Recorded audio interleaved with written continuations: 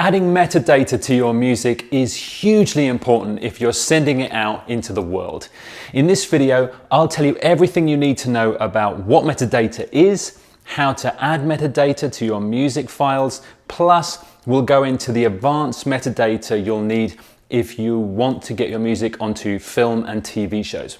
For great insider tips on getting your music onto film, TV and games, subscribe to the Music for Income channel and hit the bell to be notified when we post a new video each week. I'm Michael from Music for Income. I've run a successful production music library for around 14 years now, as well as being a professional TV composer.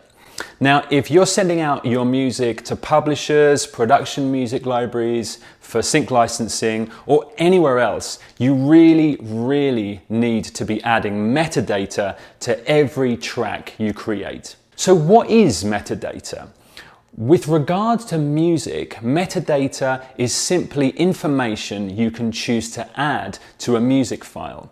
When you create an MP3 of your music, you can add this information right into that file, pretty much like you're adding tags.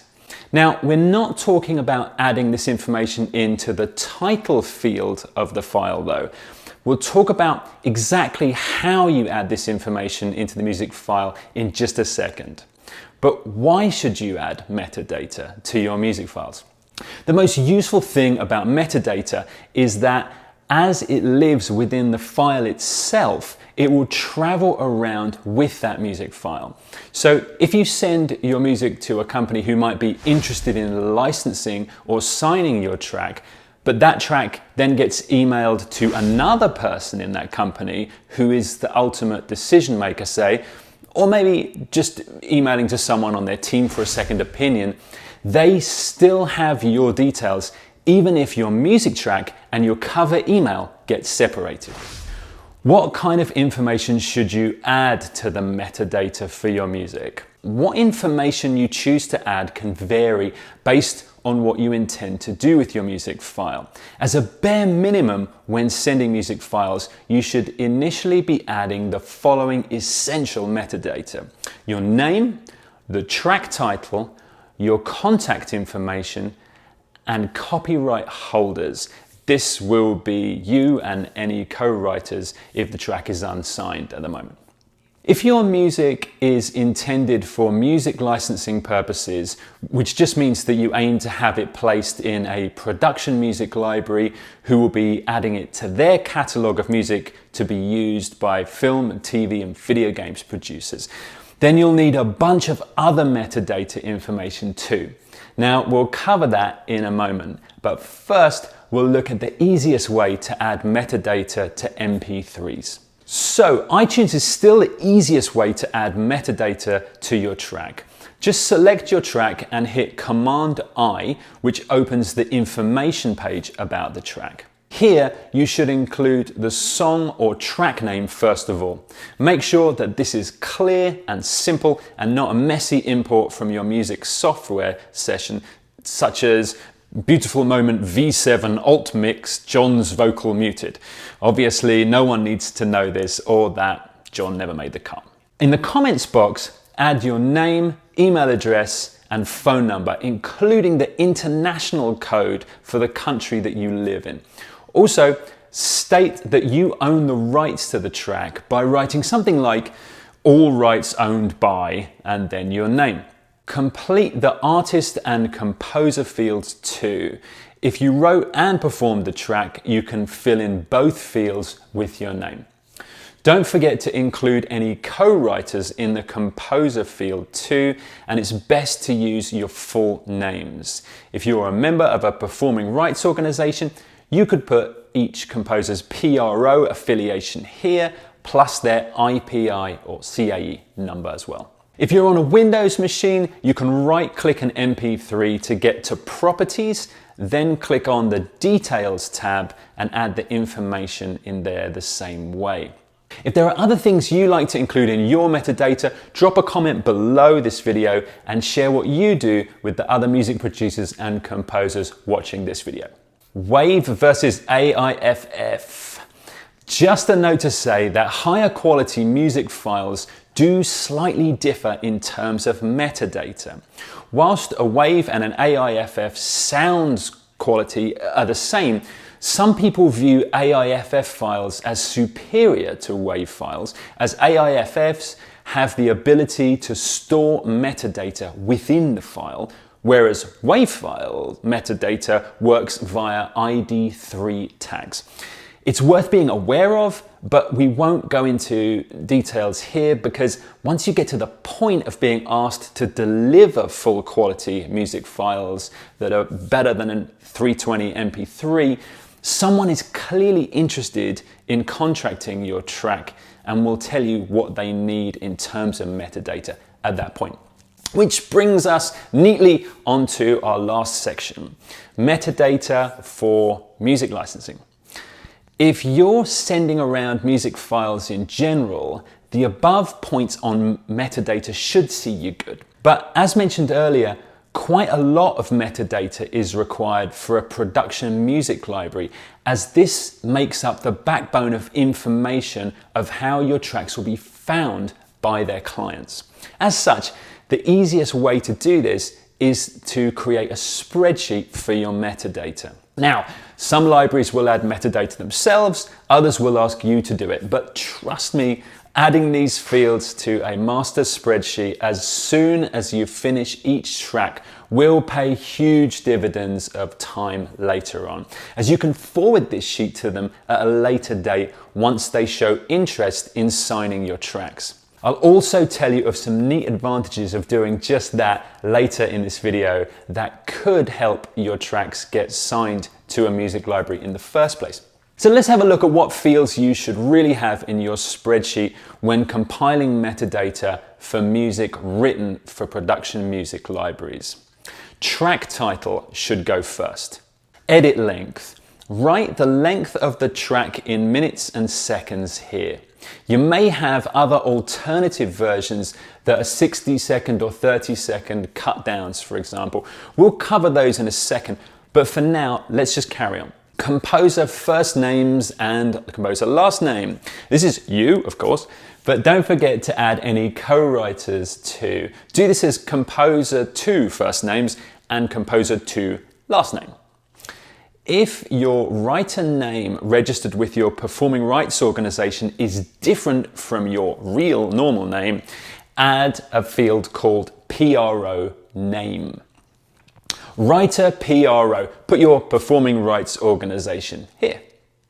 Writer IPI or CAE, put your IPI number here, which is the same as a CAE number. With PRO and IPI fields, again, add additional fields for any co-writers. An essential tip here, your IPI number is often not the same as the membership number that your PRO gave you. Make sure that it's the IPI number, not your membership number, that goes down here, or it's no royalties for you later on, and no one wants that. Album. If tracks are part of the same album, note the album title here. BPM.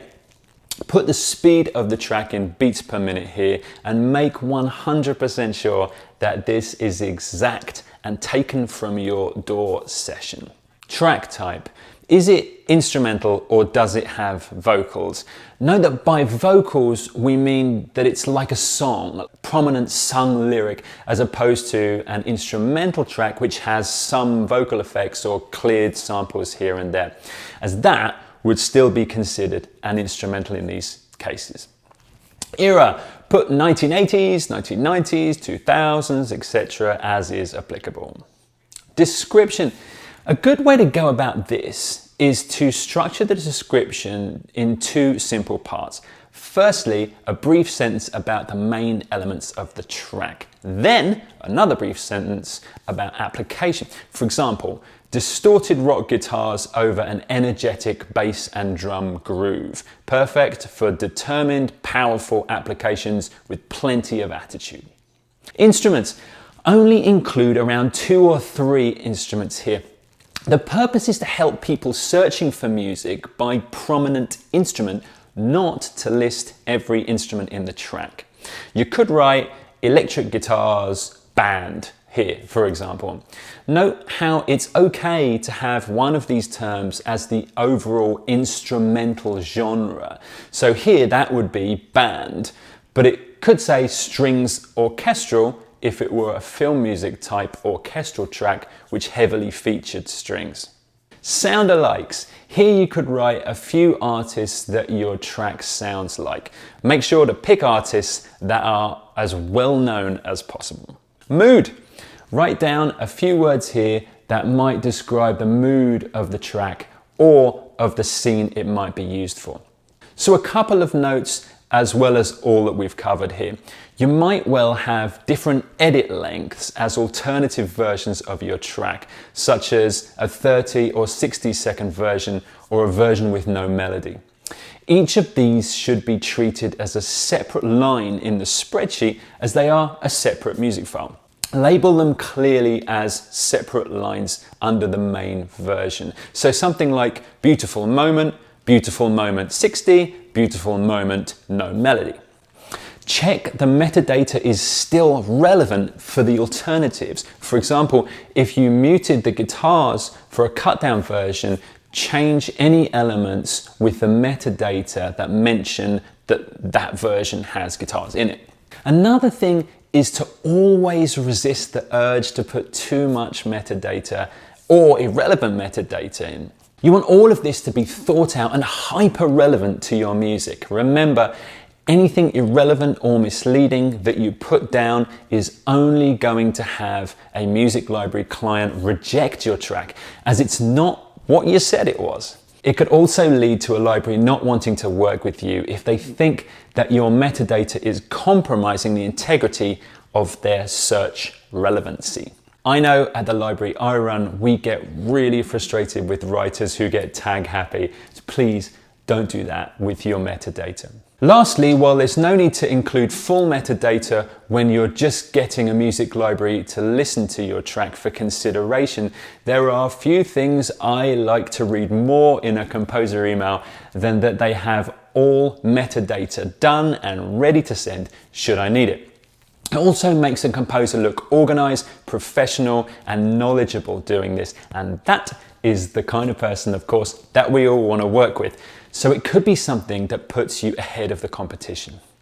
So that's metadata all covered, but even the best metadata in the world won't get your track signed by production music libraries for usage on film and TV if your music doesn't have the right elements and structures in place within it. So I put together 3 comprehensive lessons on just that, where you can hear directly from award-winning TV editors themselves on what your music must and must not do for them to consider putting it onto TV shows.